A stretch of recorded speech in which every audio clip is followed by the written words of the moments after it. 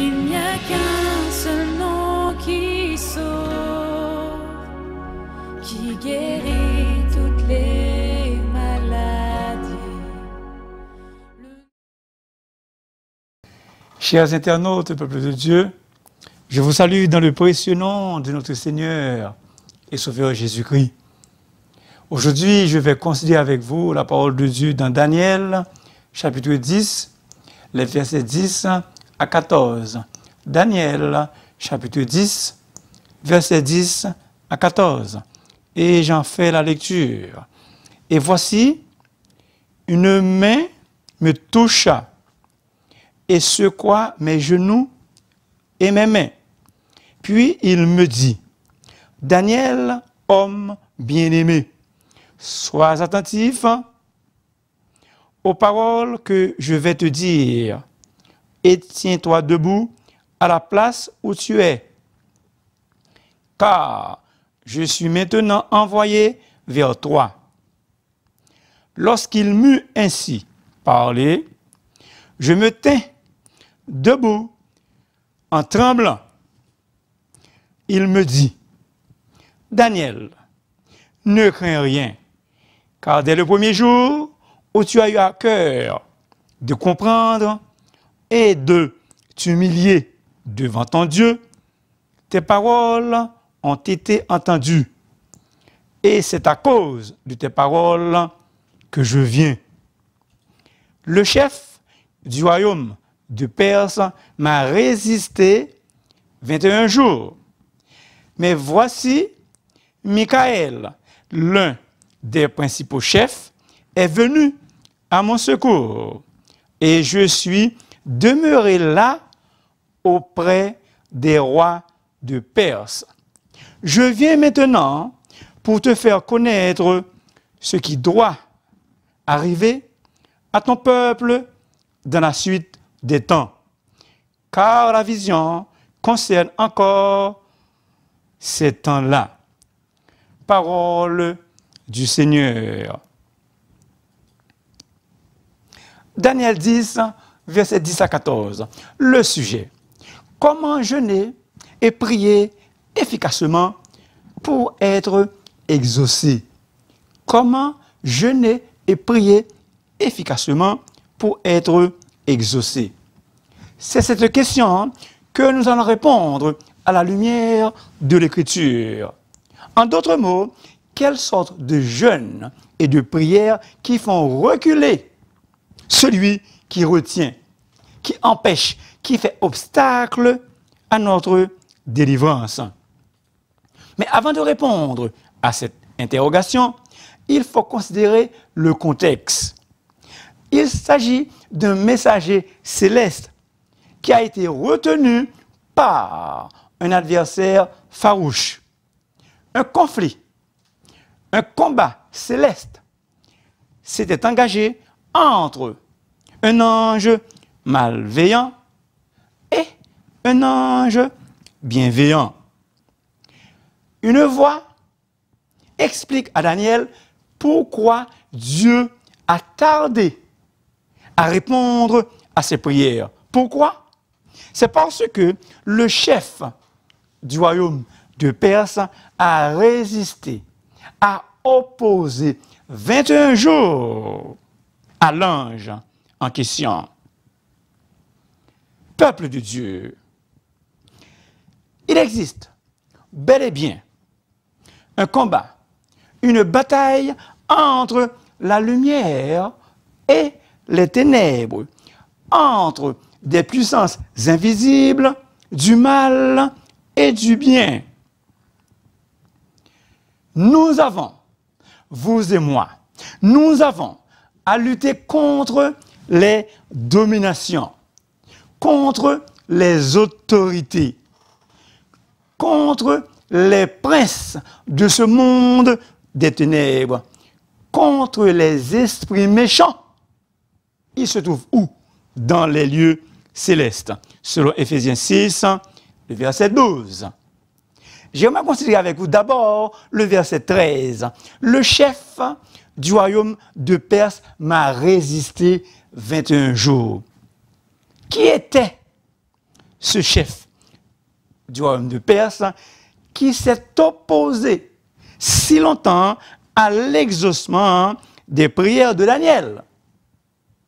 Puisque Michael est un archange, c'est-à-dire un des principaux chefs des anges, un ange éminent, un défenseur au peuple de Dieu, selon Juge 9, Apocalypse 12, verset 7, puisqu'il est un ange éminent et un défenseur du peuple de Dieu, alors il intervient. Donc, ce chef de Perse est une mauvaise puissance angélique. Quelqu'un de puissant, plus puissant, je dirais même, qu'un simple humain. Étant donné son opposition au messager de Dieu, il doit être un envoyé de Satan, un ange déchu, un démon. Pour mes confrères haïtiens, un baka. A bien remarqué que le nombre de jours où cette mauvaise grande puissance a résisté à Daniel est proportionnel au nombre de jours où il commença à prier. Le chef du royaume de Perse a résisté à Daniel pendant 21 jours. Le verset 13. En ce temps-là, moi, Daniel, je fus 3 semaines dans le deuil ou dans le jeûne. 3 semaines, c'est 3 fois 7, 21, qui donne 21 jours. En fait, le chiffre de 21 jours est symbolique. Il correspond au jeûne de 3 semaines observé par Daniel. Maintenant, le verset 12. Il me dit, Daniel, n'aie pas peur, sois sans crainte. Chers internautes, et ce que je vais vous dire, c'est aussi pour moi. Chers internautes, n'ayez pas peur, soyez sans crainte. Comme dit le cantique, sois sans alarme et sans frayeur, car Dieu prendra soin de nous. Et ce, tous les jours jusqu'à la fin. Verset 11. Puis il me dit, Daniel, homme bien-aimé de Dieu, soulignez ça, enfant de Dieu, nous sommes, vous et moi, nous sommes des enfants de Dieu, enfants de Dieu. Et hésitez-vous à vous approprier ce titre. Mon incrédulité, votre incrédulité, nous a-t-elle fait oublier que nous sommes, que vous êtes un homme ou une fille bien-aimée de Dieu. Évidemment, nous vivions dans le péché, mais Dieu nous a appelés par sa grâce et nous a amenés au Sauveur Jésus. Dieu a fait de nous un enfant de Dieu. Ou si vous voulez, Jésus a fait de nous un enfant de Dieu. Parce qu'il est la parole éternelle. Jésus est le Logos éternel. À ceux qui l'ont reçu, à ceux qui croient en son nom, elle, la parole, en l'occurrence Jésus, a fait de nous des enfants de Dieu. Pas selon la chair, mais selon l'esprit. Oui, il a fait de nous un enfant de Dieu. Très important. Un enfant de Dieu est un héritier céleste, un héritier du ciel. Tout cela prouve son amour ineffable et surabondant envers nous. En jeûnant et en priant, ne nous approchons pas de Dieu comme si nous étions des étrangers ou comme s'il ne désirait pas nous entendre Au contraire, nous sommes grandement bien-aimés de Dieu, notre Père céleste. Écoutez bien un verset. C'est l'apôtre Paul qui parle. Lui qui n'a point épargné son propre fils, mais qui l'a livré pour nous. Comment ne nous donnera-t-il pas aussi toutes choses avec lui, avec Jésus? Le verset 12. Dès le premier jour où tu as eu à cœur, peuple de Dieu, qu'il me soit permis de vous dire, depuis le premier jour où vous avez accepté Jésus comme votre sauveur, vous avez un adversaire coriace, un adversaire de taille, un méchant adversaire qui vous guette à tout moment pour vous faire tomber dans le péché. Ainsi donc, soyez vigilants, vous et moi, que nous soyons vigilants. Soyez sobres, soyez alertes. Il est écrit, la parole de Dieu, soyez sobres, veillez. Votre adversaire, le diable, rôde autour de vous, autour de nous, cherchant qui il dévorera. Lorsque tu commences à prier, la parole est sortie. Et je viens de te l'annoncer, car tu es bien-aimé. Dieu a déjà envoyé un ange à Daniel pour lui dire, dans Daniel 9, verset 23, qu'il est un bien-aimé de Dieu. Au verset 10, c'est une répétition. Quel réconfort, quel encouragement de persévérer dans le jeûne et la prière. Dieu entend nos prières, mais il ne peut pas toujours les exaucer immédiatement. Pourquoi? Car il y a des obstacles d'ordre spirituel dont nous ne connaissons même pas. Cependant, dans la bataille des anges, les anges saints, les anges fidèles à Dieu remportent toujours et toujours la victoire. Apocalypse 12, versets 7 et 12. Dieu n'a jamais perdu de combat contre Satan. L'Éternel, notre Dieu, n'a jamais perdu de combat contre Satan. Que veut dire jeûner et prier? À ce jour, le jeûne est un art perdu. En Haïti, les gens priaient et jeûnaient plus. Pourtant, il ne devrait pas être ainsi. À Montréal, il ne fallait pas lâcher.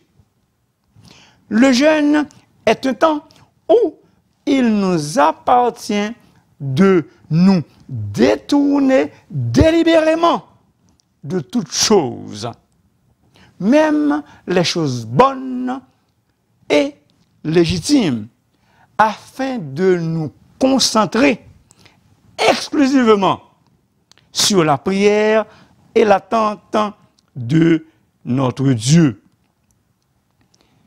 Le jeûne et la prière impliquent l'abandon des choses d'ordre inférieur pour rechercher la bénédiction suprême de notre Dieu. Jeûner et prier implique qu'on s'engage à fond dans une affaire de la prière. Ordinairement, le jeûne implique la privation de nourriture, comme a fait Daniel. Il a jeûné 21 jours. Comment jeûner et prier efficacement pour être exaucé? Le vrai jeûne et la vraie prière qui font reculer celui qui retient notre délivrance, cela doit provenir d'un cœur qui aime Dieu. Comme une biche soupire après des courants d'eau, ainsi mon âme soupire après toi. Mon âme soupire après toi, ô Dieu. Ta'aog, Elohim, soupirer et désirer Dieu. La Bible dit, fais de l'Éternel tes délices et il te donnera ce que ton cœur désire. Daniel 9 et le verset 9. Sa prière, la prière de Daniel. Il aimait grandement le Seigneur. Même dans une prière, Daniel exprime son amour pour Dieu. Seigneur, écoute. Seigneur, pardonne. Seigneur, sois attentif. Agis et ne tarde pas. Soulignez ça, ce que je vais dire là. Par amour pour toi, ô mon Dieu. Même dans sa prière, Daniel exprime son amour envers Dieu. Il y en a qui ne sont pas toujours conscients du rôle de l'amour de Dieu dans la prière. Un amour tendre et sincère pour Dieu joue un grand rôle, un rôle capital dans l'exaucement de la prière. Le véritable jeûne et la véritable prière qui font reculer celui qui retient notre délivrance doit sortir, doit émaner d'un cœur humble, j'ai bien dit, un cœur qui s'humilie devant son Dieu. Daniel s'est humilié devant son Dieu. Daniel ne craint rien, car dès le premier jour où tu as eu à cœur de t'humilier devant ton Dieu, tes paroles ont été entendues. Daniel s'est humilié et sa prière a été entendue. Sa prière a été exaucée. La Bible dit, humiliez-vous devant le Seigneur et il vous élèvera. Dieu résiste aux orgueilleux, mais il fait grâce aux humbles. Démosthène, un grand orateur grec, à qui l'on demandait quel est le plus grand précepte, quelle est la plus grande vertu de la religion chrétienne. Écoutez bien sa réponse. La première vertu, on avait posé la question, l'humilité. Encore l'intégration. Quelle est la deuxième vertu? L'humilité. La troisième, l'humilité. Peuple de Dieu, il faut nous humilier pour que Dieu nous exauce. Le véritable jeûne et la véritable prière qui font reculer celui qui retient notre délivrance doit découler d'un cœur sans péché. Il faut qu'il n'y ait pas d'obstacle à nos prières, afin que rien ne vienne faire obstacle à nos prières. Peuple de Dieu, le péché constitue un véritable obstacle à l'exaucement de nos prières. Il est écrit, non, la main de l'Éternel n'est pas trop courte pour sauver, ni son oreille trop dure pour entendre. Mais ce sont nos crimes qui mettent une séparation entre vous et votre Dieu. Ce sont vos péchés qui vous cachent sa face et l'empêchent de vous écouter. Le psalmiste dit, si j'avais conçu l'iniquité dans mon cœur, le Seigneur ne m'aurait pas exaucé, mais il m'a exaucé. Est-ce que vous êtes là? Est-ce que vous êtes là? Les passages précités nous montrent que les péchés élèvent une barrière entre l'âme du croyant et son Dieu, de sorte qu'il ne peut pas prêter l'oreille à nos cris de détresse. Daniel refusait carrément de ne pas se souiller par les mets du roi et par le vin dont il buvait. Et Daniel, il pria le chef des eunuques de ne pas l'obliger à se souiller. Très important ce que je vais vous dire. Ce qui caractérise la vie de Daniel, c'est sa vie de prière. Ce qui caractérise la vie de Daniel, c'est sa vie de prière, entre autres.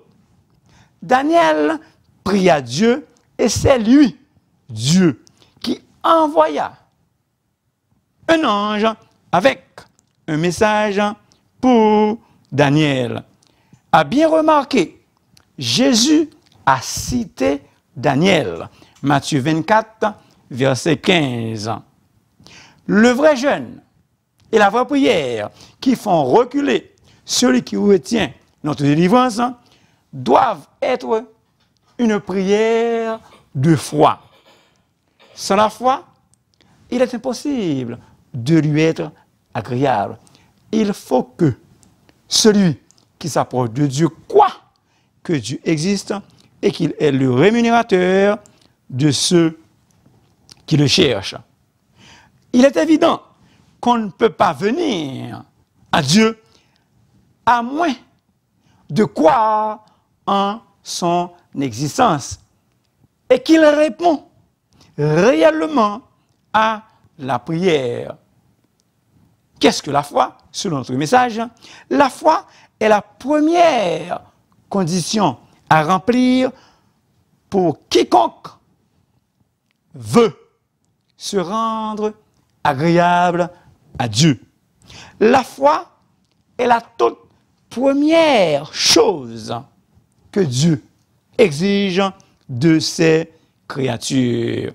Sans la foi, nul ne peut prier comme Dieu le veut. Sans la foi, personne ne peut prier comme Dieu le veut.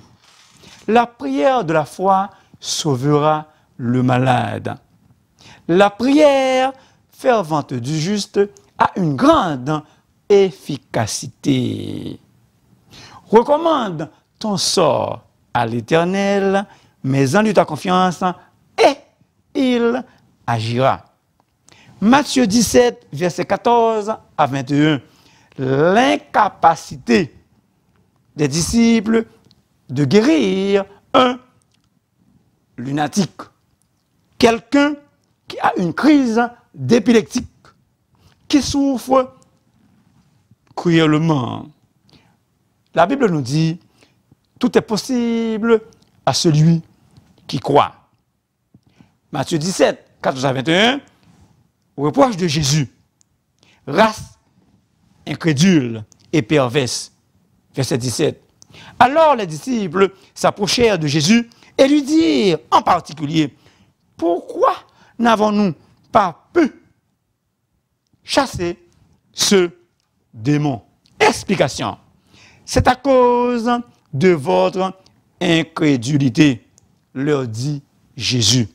Jésus expliqua aux disciples l'échec,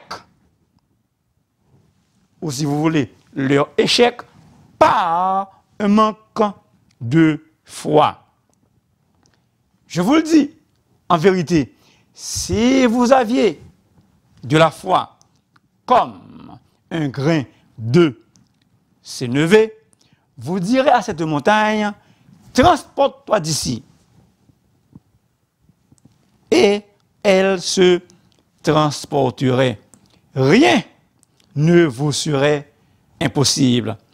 Mais, très important, mais cette sorte de démon ne sort que par le jeûne et la prière. Priez pour la délivrance, pour que les problèmes soient résolus.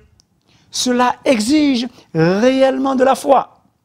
Autrement dit, certains problèmes,